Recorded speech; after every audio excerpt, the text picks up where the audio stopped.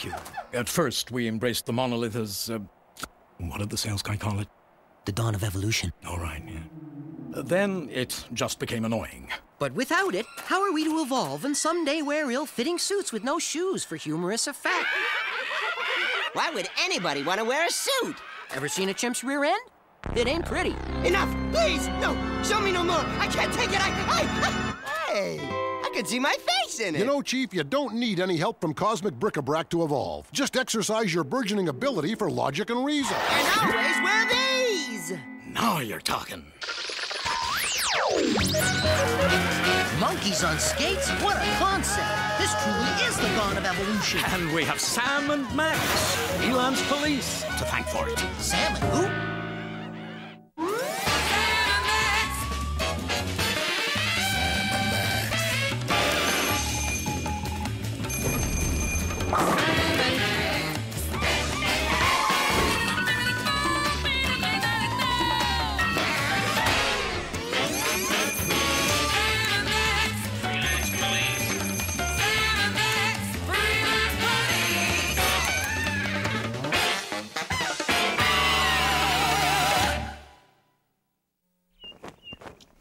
Sadly, Peter Policy watches as the world of Joan and Jim Lax goes up in flames. Poor Peter Insurance Policy sighs a great big sigh and says, "If only they had welcomed me into their home, they'd still have one."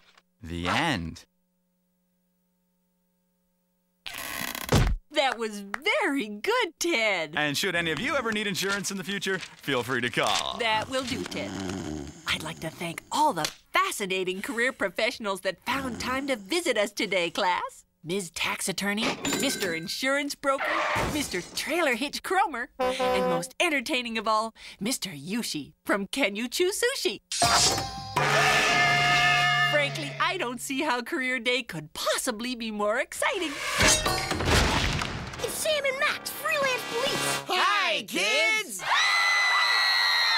We were just in the area when we were alerted to the sound of fine steel weaponry being drawn. It's like the song of the sirens to us. Oh, Bakayaro!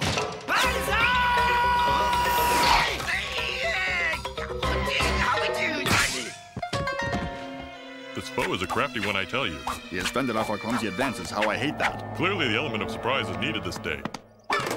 Hanatawa? Surprise!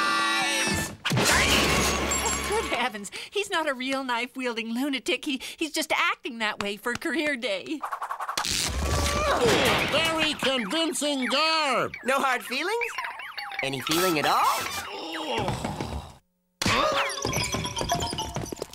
Our work is done here, Max. Let's roll. So soon, but my blood is up. Say, that reminds me. Feeling lightheaded, kids? Are you suffering the ill effects of too many fast-paced, hard-sell, in-your-face adverts designed to compete for your parents' hard-earned dollar? Well, you're not alone. The folks in programming are sympathetic to your plight, and as such, have agreed to present today's episode in its entirety without any commercials at all. You heard right, gang. One whole episode of Sam and Max without commercial interruptions of any...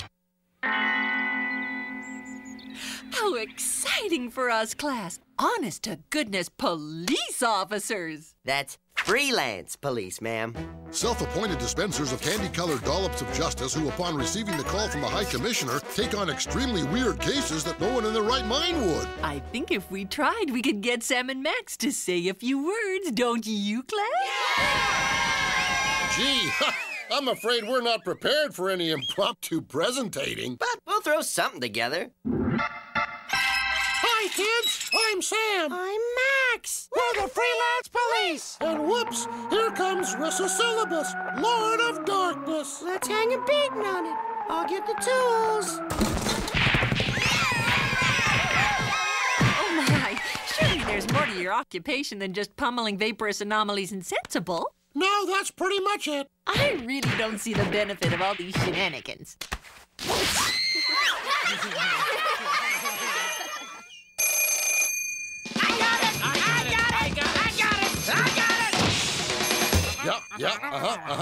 He's resting comfortably.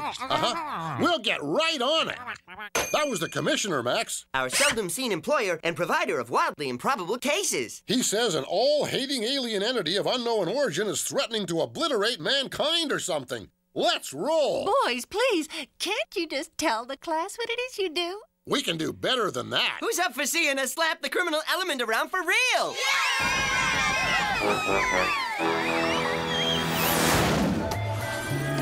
Well, here we are in the yawning void of space. Drawn without even a grade 2 understanding of astronomy. You can exhale anytime, gang. It's actually darn near safe to breathe now.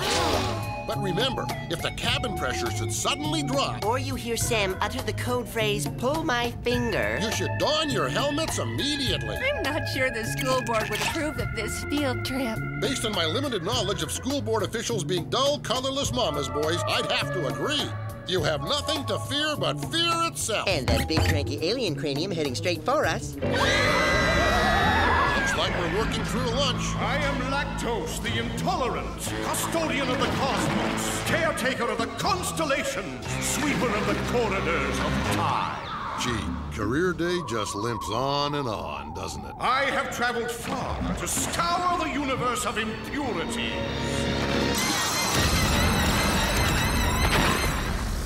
What, that old chestnut? Let's go. These free-floating, immense-headed space deities are getting real tired. If you've seen one, you've seen them all. That's not true. I am unique. I have a mustache. It's, pretty sad. But we'll allow it. Look, Lactose, we'd rather you didn't eradicate the whole human race. Some of our closest friends claim to be human. They're really worthy of their place in the grand scheme of things. Creators of all things great and good, like wax lips, snap-on toupees. And new for this year, the Chia Noggin.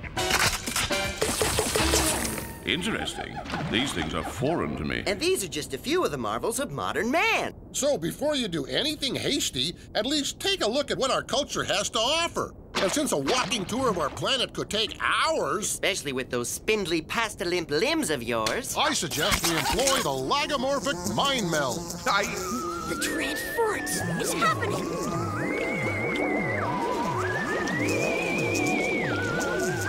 Enough! Show me no more! Get him off! Get him off! Oh, never before have I seen such filth. The horror! Your human race is a stain on the fabric of the universe. It must be cleansed. Gee, we're not doing such a good job of saving humanity. Maybe he'd thumb wrestle you for it. Feeling sporting, Lactose accepted Sam's challenge and the contest was on. 1, 2, 3, go! We win! Yeah! Inside voices, inside voices. On 3, I could have sworn you said 4. I demand a rematch. Sorry, we Earthmen always go on 3. It's the rules. Read it and weep, lackey boy. Then I shall destroy all that you hold dear. With the exception of this fine automobile in which, from this day forward, I shall keep my loose pocket items in. Our car! And the children! And the children in our car! Why are you doing this, Miss Gibbons? I'm just guessing, Jeffrey, but oftentimes in a large family of giant heads, the middle head can feel neglected and lash out. Well, that just tears him. Not only is he a cheat, but he's a bully, too. We freelance police really draw the line at bad eggs toying with our nation's youth. And our wheels. Oh, Rocky! Ready, speed!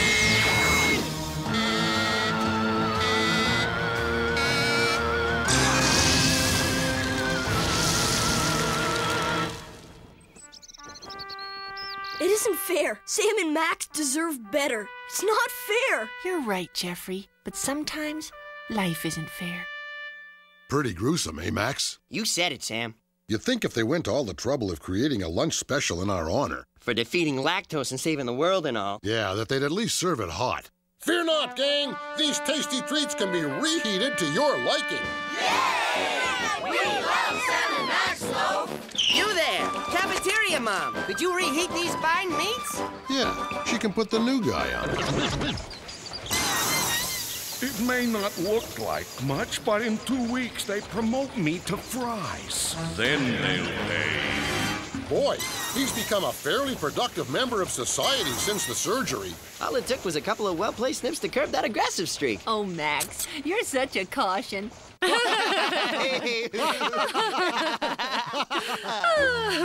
That's all for now, kids. But stay tuned to the second half of today's show as we continue our pledge to bring you the very finest in quality entertainment. 100% commercial-free.